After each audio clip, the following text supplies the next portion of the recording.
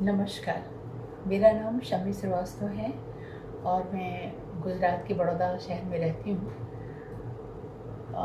वैसे तो साईं से हमारा परिचय 15-20 साल पहले ही हो चुका था और हम लोग उनसे करीब ये यूँ ही 15-20 साल पहले ही जुड़ चुके हैं।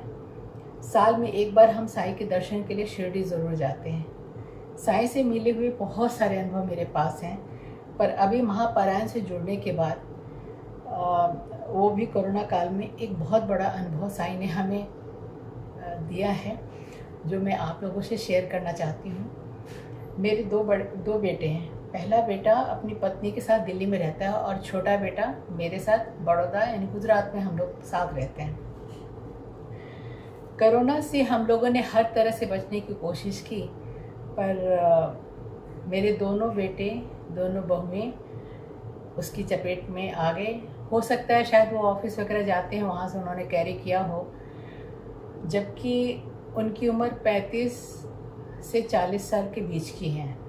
मैं और मेरे पति 60 एबव हैं, 60 क्रॉस कर चुके हैं। और छोटा बेटा जो मेरे साथ रहता है, उसकी एक नन्ही सी 4 साल की बिटिया है जो हमारे साथ रहती है। कोरोना के कारण हम दोनों ही परेशान और चिंतित थे।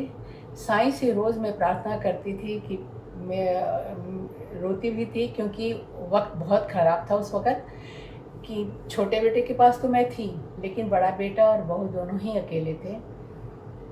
तो इसलिए मुझे चिंता लगी रहती थी कि भैया साईं उनकी रक्षा करना।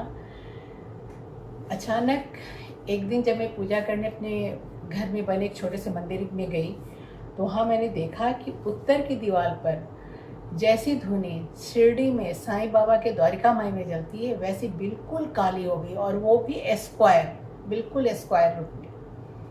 मुझे तो पहले बड़ा आश्चर्य हुआ और लगा कि शायद मेरे पति ने पूजा करते वक्त दीपक ऐसी जलाई है कि वहाँ दीवार काली हो गई है।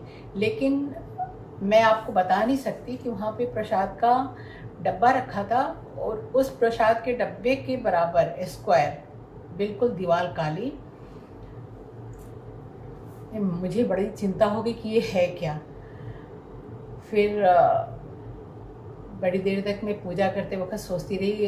अपने पति को भी बुला के मैंने दिखाया कि देखिए ये क्या है, मेरी समझ में कुछ नहीं आ रहा।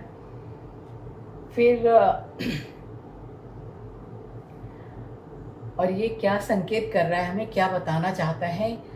फिर मैंने शिरडी में एक हमारे परिचित हैं गन्नी भाई, जो वहाँ बाबा की झोपड़ी में रहते हैं, उनसे मैंने फ़ोन किया। वो हमारे बड़े ही सगे में से हैं, बहुत ही हमें प्यार करते हैं, हमारे बड़े भाई की तरह हैं। तो हमने उनसे फ़ोन करके पूछा कि गनी भाई ये बताइए कि द्वारिका माई की जो धूनी जलती है उसका मतलब क्या है, उसमें बाबा क्या करते थे।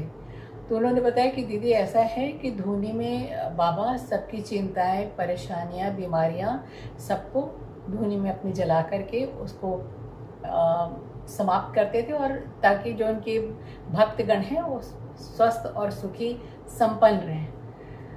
फिर उन्होंने छुट्टी पूछा कि दीदी कोई घर में बीमार है क्या। मैंने कहा हाँ गनी भाई ऐसा है, मेरा बड़ा बेटा और बहू दिल्ली में जो रहते हैं वो भी बीमार हैं, और यहाँ शिशिर और अदिति जो मेरे साथ छोटा बेटा रहता है, बहू अपनी बच्ची के साथ रहती है, वो भी बीमार है। सिर्फ मैं, मेरे हस्बैंड और मेरी पोती, ये तीनों बचे हुए हैं। पर गन्नी भाई ने छूटते ही कहा कि दीदी अब आपको चिंता करने की ज़रूरत नहीं है, बाबा ने धूनी आपके घर तक भेज दी है, आपके बच्चों को कुछ नहीं होने वाला, आपके बहुओं को कुछ नहीं होने वाला, इसलिए आप बिल्कुल ही प्रसन्न रहिए, क्योंकि साईं की बड़ी कृपा आपके ऊपर है। मैं बता नहीं सकती कि मैं मंदिर में बैठकर साईं का नाम लेते हुए मैं कितना रोई कि साईं आपने मेरे बच्चों की रक्षा की है, ये एहसान मैं ज़िंदगी भर नहीं भूलूंगी। और साईं की तो ये है ही कि जिसका दामन एक बार पकड़ लेते हैं तो वो फिर कभी छोड़ते नहीं हैं। इसलिए साईं में सिर्फ पूर्ण समर्पण चाहिए।